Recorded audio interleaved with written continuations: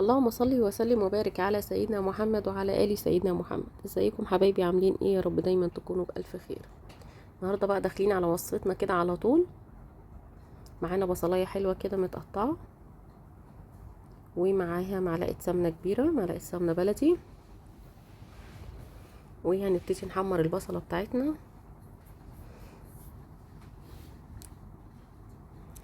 تدبليها بقى، تحمريها زي ما تحبي.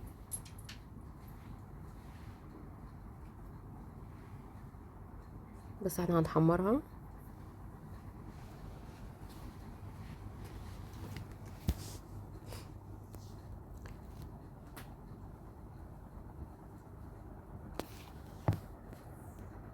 ابتدت تدبل معانا اهيت، اتحمرت خلاص كده. البصلايه معانا اتحمرت. هننزل بقى معانا نص كيلو قوانص متقطع كده. في واحده متقطعتش، مش مشكله يعني. هنشوحها كويس جدا بقى في السمنه والبصل.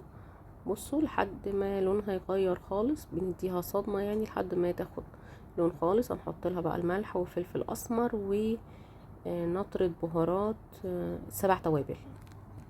بهارات بتاعتنا النهارده اللي هي ال7 توابل.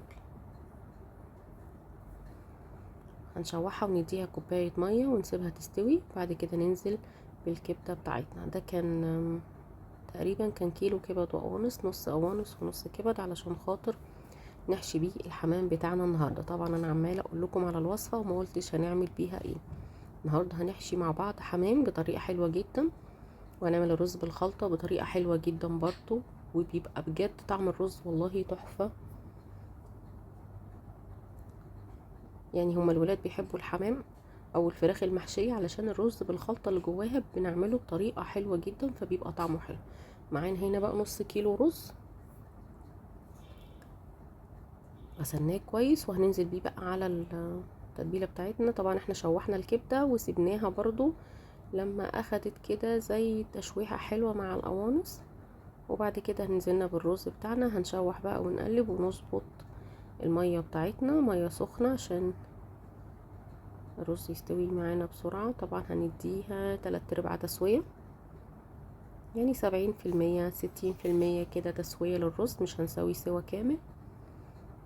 وهنظبط الملح بتاعنا ونغطي عليها ونسيبها تتشرب. نسيب الرز بتاعنا يتشرب. هو لما الرز يتشرب المية بتاعته خلاص هنبتدي نشتغل ونحشي الحمام. بصوا، غمضوا وفتحوا، الرز اتشرب خلاص. بقى كده هنفرده على صينية كده علشان خاطر نبتدي نحشي. لازم نهوي الرز عشان الرز سخن، مش هنعرف نحشي وهو سخن قوي كده. بصوا بوريهولكم، بحطه على صينية علشان خاطر اعرف ابرده معايا. بجد جربوا طريقة الرز بالخلطة دي، حتى لو هتاكلوها لوحدها من غير الحمام، او في اي حاجة بتحشوها، البط، الحمام، الفراخ، كله بيبقى جميل جدا. معانا هنا بقى كده الحمام مغسول ومتنضف. هو كان في الفريزر وطلعته فك برضو علشان الحمامية دبلانة شوية، بس عشان تبقوا عارفين هو كان في الفريزر. طلعته فك وشطفته تاني طبعا. هنا بقى هنحشي. طبعا هنحشي بالرز الرز بالكبد والقوانص بتاعته، ونحاول ندخل كل حاجة بنحط في الحمامية. كل حاجة طبعا الحمام متورق من عند الرقبة من فوق. نقفل كده بحتة كبداية او نصاية كبيرة ونقفل بيها الحمامية، ونضم الرجلين كده على بعضها، نكتف الحمامية علشان خاطر عادي بقى. عايزة تكتفيها براحتك، مش عايزة برضو براحتك، دي حاجة ترجعلك. هنا كده اهوت نبتدي نحشي. بصوا دي كده فيها الرقبة بتاعتها موجودة، حشيت بالرقبة بتاعتها موجودة، والباقي تقريبا قطعت الرقبة بتاعته. انا بحبها كده، بس انا حبيت، انا بحبها مش ما يعني الرقبة، بقطع الرقبة اللي هي بقطع الرقبة وبحشي الجلد بتاعتها، بتبقى سهلة كمان في الاكل، بتبقى احلى كتير. بصوا بقى هنحشيها حشوة محترمة. طبعا الحمام بتاعنا صغير ما بياخدش سوا، وبرده الرز معانا واخد 3/4 سوا، فان شاء الله كله هيبقى سوا مظبوط. النهارده هنعمله بطريقة سهلة جدا، مش هنسلقه، بس هنعمله بطريقة حلوة جدا ان شاء الله تعجبكم. بصوا هي كده. بصوا انا عايزه اوريكم ان انا سايبه فيه في الجلد، سايبه مسافه علشان الرز يكمل سواه. هنحشي برضو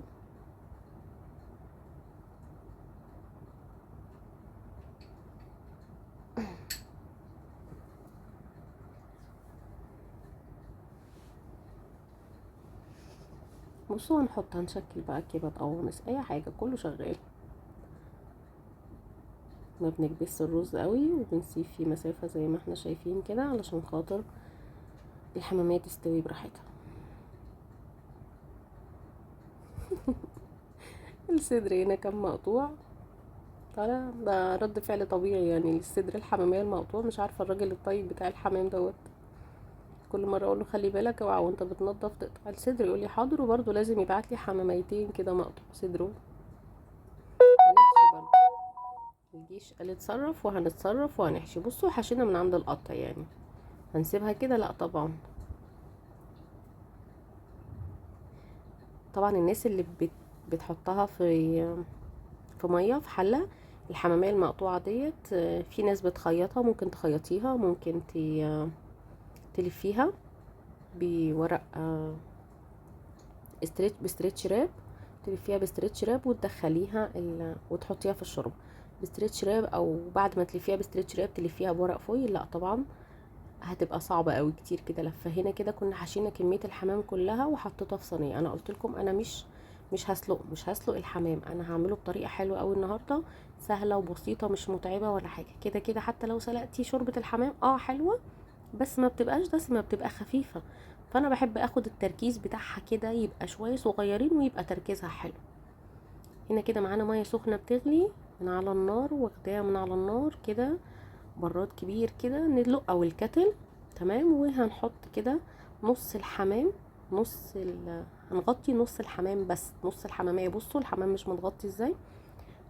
هنرشرش كده شوية فلفل اسمر وشوية ملح ونقطة كمون برضو اهو. بصوا ده كده ملح فوق الحمام كده بالمية السخنة اللي احنا حطيناها، وحطينا ورق اللورة والحبهان وادي الكمون زي ما قلت لكم اهو، عشان ندي طعم الشوربة بتاعتنا، يبقى طعمها حلو.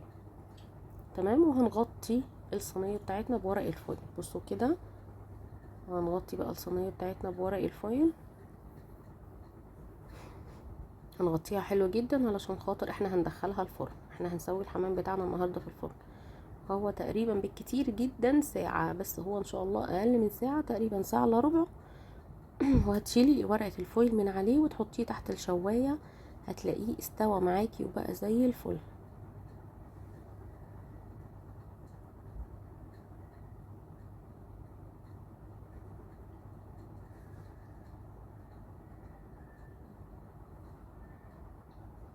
هنقفلها كويس قوي علشان احنا مش عايزين منها اي تنفيس هوا، لان تعتبر هو كده سواها في الفرن، فاحنا عايزين نغطي الحمام كويس جدا. وهندخلها الفرن ونرجع لكم تاني بعد ما تطلع من الفرن. كده خرجت من الفرن، هنبتدي نشيل بقى كده الورق بالراحه، نخلي بالنا واحنا بنشيل.